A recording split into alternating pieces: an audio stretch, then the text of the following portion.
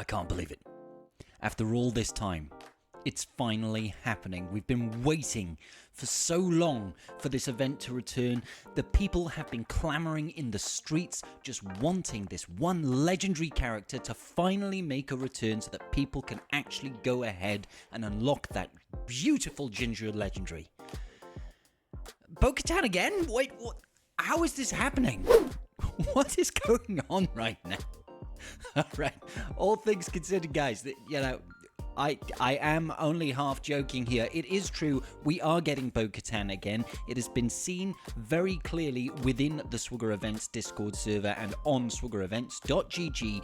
Bo-Katan's event has been data mined to be coming back in, just a couple of days' time. In a week and a half, next weekend, we're going to be getting Bo-Katan Battle for Mandalore once again.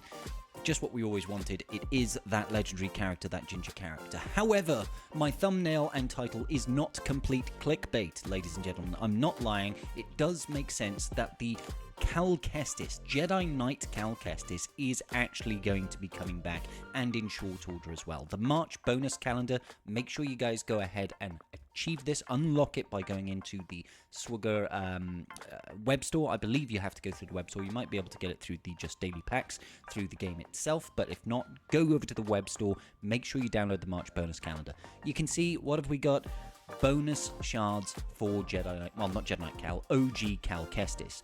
This genuinely points to one thing, and that is that the Cal Kestis event is coming back at some point this week. It's going to happen. It will. I promise you guys. The Jedi Knight Cal Kestis, it has been 128 days since its last return.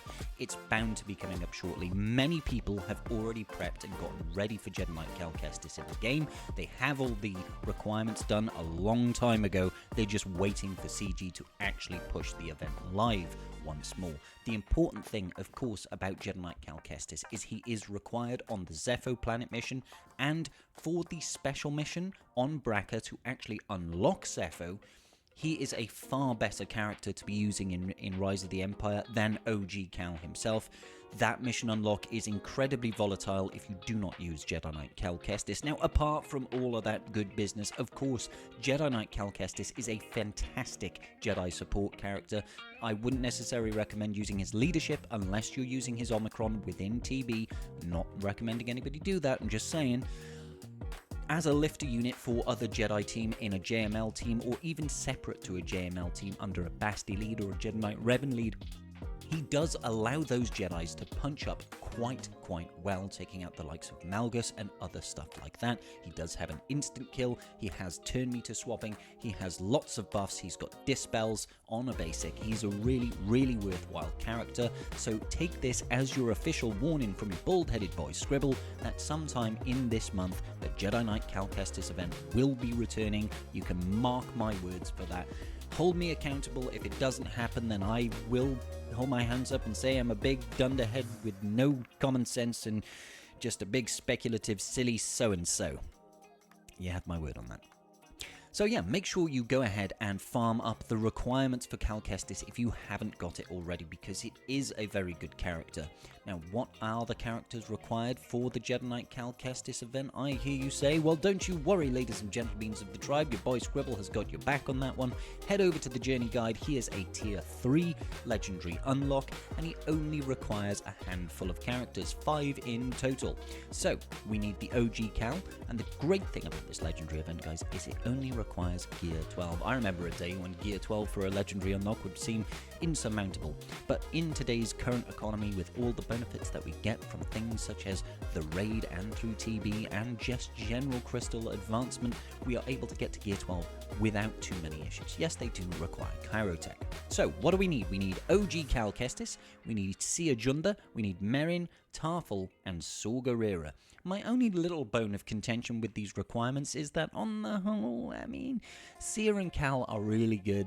Merrin is really good for Night Sisters. Tarful, I mean, yeah, he's got a mission on Rise of the Empire, and generally speaking, the Wookiee team, it can do stuff, but it's nothing amazing. Saw Gerrera is only really currently relevant thanks to the Rebel fighter datacrons that exist in the game. So, and again, Rise of the Empire does have some viability there because of the various combat missions, but overall I'm just kind of a little bit, nonplussed really by some of these requirements. The others are pretty good. Seer Junda with Cal Kestis in a Taron Malicos team is actually phenomenally fun and very, very powerful, can punch up and beat certain GLs, which is really, really entertaining for me. So I do happen to like the actual requirements, just not all of them. Jedi Knight Cal though, definitely one you want to be getting. The other legendary event that is coming on the 10th of this month is of course Bo-Katan Mandalore, and I've been giving out a lot of advice for people in recent weeks around how to develop their rosters and where they should be focusing and when should you be unlocking certain legendaries. And I have to be honest with you, ladies and gentlemen, Bo-Katan is a fantastic legendary. However, it's not something, in my opinion, right now that the majority of the player base should be too worried about trying to unlock. She does do stuff, don't get me wrong. She's got a phenomenal datacron that exists in the game at this moment, but it's not like she is massively game-changing. Especially when this datacron disappears, she will still be able to do stuff like beat Lord Vader, most likely. I'm very confident that she will still beat Lord Vader without the datacron sets currently active, but unfortunately, for the most part, these characters haven't been farmable too long. They are very Cairo heavy to unlock, and Bo-Katan herself is a triple Omicron, triple Zeta character. So if you are struggling for resources, she's really not someone that you should be prioritizing over things such as finishing up your GLs, finishing up your capital ships, such as your Leviathans, your Profundities, your Executors, all of that really good business. Bo-Katan can wait. Now, I am going to place a proviso on this one, and it's very important, so make sure you listen closely on this one. When we figure out what we're actually getting from the new TB planet that was announced in the Road Ahead by CG in recent weeks, maybe that stance will change, okay?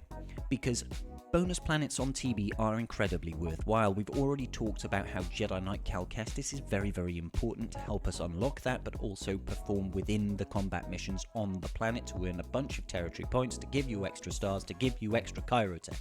That is phenomenal. Bo-Katan is most likely going to be the same sort of character for the Mandalore planet when that arrives. Right now, we don't know two things. We don't know when it's coming, and we don't know what benefits we are going to get from it.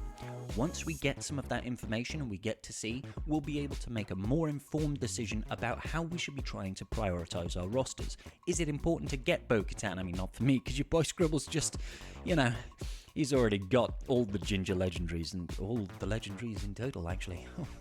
Yes, everybody praise me, because I'm a very special little sausage, aren't I? That was a joke, guys. That was a joke. I'm not that big-headed. Anyway, once we actually have a little bit more information about the Mandalore planet, then we can make a more informed decision about when to push for Bo-Katan. Right now, unless, in my opinion, you are basically done with all the Journey Guide events, don't worry too much about Bo-Katan. She does have some pretty good requirements. OG Beskar Mando, for example, is a very good character. He works very well in Scoundrels. He works very well with the current Datacron set. Paz Vizsla and Grogu, whilst not bad characters, they only really particularly work well under Bo-Katan, and Kelleran Beck is phenomenal. He is a very, very good unit, especially in Territory Wars with his Omicron, if you are one of those individuals or within a guild that particularly enjoys Territory War. Side note, there is a Territory War active going soon. Make sure you sign up. Don't forget, ladies and gentlemen, you got to get those droid brains, you know what I mean? So yeah, the requirements are good. It's just that they're brand new characters that are very Cairo heavy, and you're not getting a lot of diversity. A lot of people are going to already have Beskar Mando armor. Beskar armor Mando. I know how to speak. A lot of people are already going to have him up. Maybe not at Relic 7, but maybe at Relic 5, or even, God forbid, Relic 3. My dear Lord, please don't treat your Beskar Mando quite so badly. But Paz and Grogu, they are just not that great, in my opinion, before you actually get Bo-Katan Mandalore. Kelleran Beck is really, really good, slots very well into Galactic Republic Jedi, so I'm never going to say, hey, don't get Kelleran Beck, he's amazing.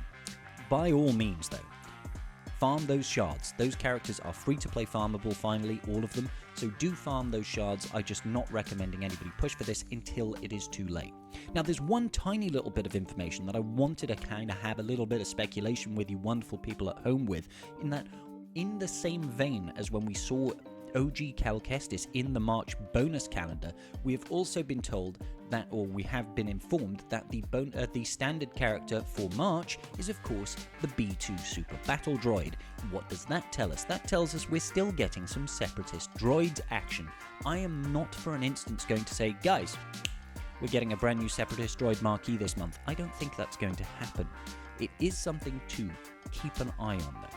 I'm not entirely sold on the fact that we are done with Separatist marquees. We got the Stap, okay? The Stap is a brand new marquee that came at the start of the year, the first marquee of the year, and that does go some way to elevating General Grievous. However, we know we're getting the Battle for Naboo planet very shortly, probably in about 4 months. I'm envisaging sort of late June, maybe even late July, going into August time for this new raid to go live, and we need to have new characters to go with it.